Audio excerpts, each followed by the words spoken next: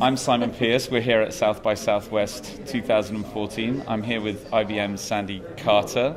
And today we're going to be talking about some of the challenges and opportunities of explaining the value of social within the enterprise. Sandy, what are some of your experiences with people that you've worked with? Yeah, Simon, it's really interesting because we're seeing two things that I've heard pop up here at South by, which is the fear of social.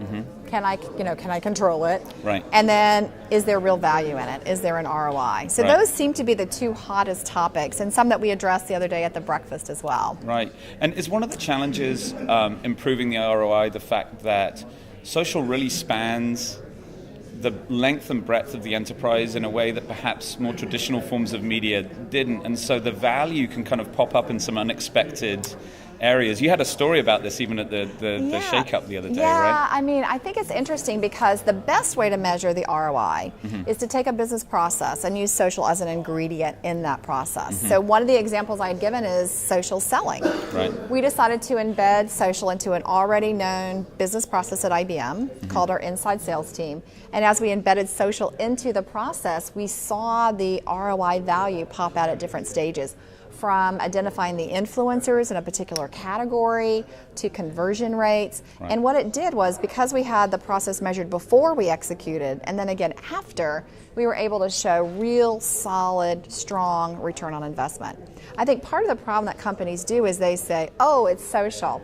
I'll go create a Facebook page, I'll go create a Twitter page, versus figuring out how does social as an ingredient fit into your business process and make it stronger. Well, I think you can have some sympathy for why people struggle with that. If you think about the pre-social era, I think a lot of brand marketing was treated as a bolt-on to the organization, and it was kind of an appendage that got attached on top as a separate layer. And social is really getting inside the enterprise in new and interesting ways, right? And changing how we do business. It's not changing just how we talk about ourselves, but it's changing both internal and external interactions that take place. Yeah, I think you're right. And I also think that a lot of times social pops up and people think it is just part of marketing. Right. And so then they only look at the marketing piece of it, not the breadth of the strategy. And in fact, one of the things, the quotes that we talked about at the breakfast was, social doesn't change your culture, it reveals your culture. Right. So think about that. It reveals your culture. So if you're really siloed and if you're doing what you just said, bolting it on, right, you're going to do the same in social. If you're into really looking at a business process and understanding the elements that make that process successful, then you'll do that. Right. So social actually gives you a magnifying glass to see where you need to improve and what your great points are, because it amplifies those as well. Right. So a few years back we heard a lot of debate around who should quote unquote own social, right? Or, yeah. Right. And so it's like, well, the PR department should own it, or the marketing department should own it.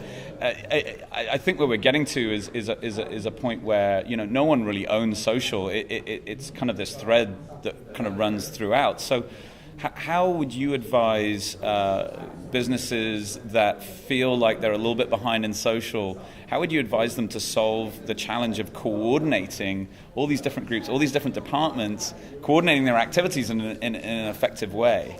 Yeah, one thing that we advise people to do is to form a digital council. So we have a digital council at IBM. We have been the model for many enterprise companies of setting up a council, because then you've got people across the board who are participating in social. And I think, getting back to our beginning where we talked about two sides of the same coin, I think part of the fear comes in that people think they can control social. Right. Social is, embedded in everything. So the digital council helps you with that, but it doesn't take away, from that fear factor sometimes. It's funny you talk about the issue of control, because there's this weird mix of control and kind of loss of control when you think about social.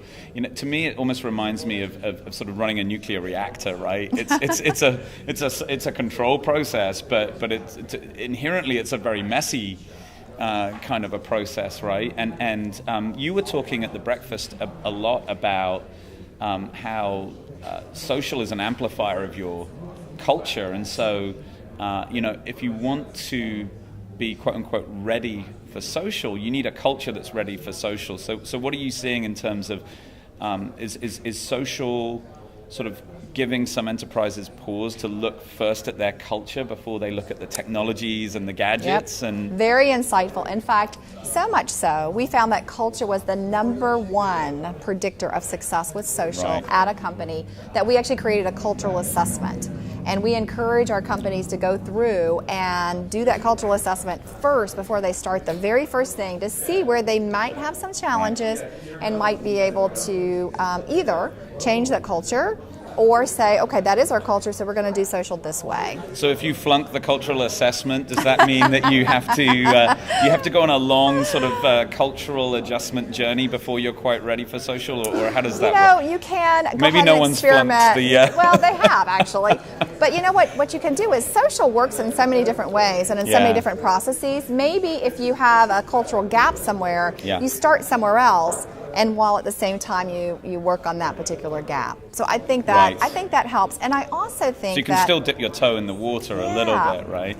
And I think the other thing about fear that I advise companies on is a lot of people fear what they don't understand. Yes. And so a lot of the senior management hasn't really understood what social is. And one of the pieces of advice we give is having almost a reverse mentoring, where some of the digital natives can teach what it is, so it's not such a scary thing. Right. Well, that's back to where we started, right? It's the ROI discussion is often really a discussion about fear, right? It's true. And you've also got, and we were talking about this before, there's also a sort of classic innovator's dilemma here, because a lot of ROI metrics are backward looking, and I think we're all very aware, certainly those of us who work within the space, we're aware of how fast the space is moving, and so the kinds of metrics that might be appropriate for more mature businesses. I'm kind of paraphrasing the lean startup here a little bit, but those metrics that what they in the lean startup they call them vanity metrics, right? The metrics of a mature business don't always apply either in a startup or within the enterprise to a fast growth, nascent innovation activity. Yeah, you're absolutely right. And I think that, by educating, being very targeted in your social use, I think is going to be very important, because, the latest study from CEOs said that 73% of them believe that social is now the #1 way to engage with their clients. That's up from 2% 2 years ago. So the #1 way. Yeah. So they now get astounding. it. They now say, "Oh, I've got to do it, but how do I do it?" How do I do it? Okay. Yeah, I'm glad to hear that statistic. I'm glad to hear that the debate is kind of moving forward. So that's a good. So I think the best thing is for us to leave the viewers with is how to approach this ROI and the fear factor, which I think we kind of talked through, because those two could be gates to getting to that engagement that you really need to get to. Sandy Carter, thank you so much for your time. Thank you, I'm Simon Pearce, and we are going to go back into the madness that is South by Southwest, so thanks for spending time with us. Thank you.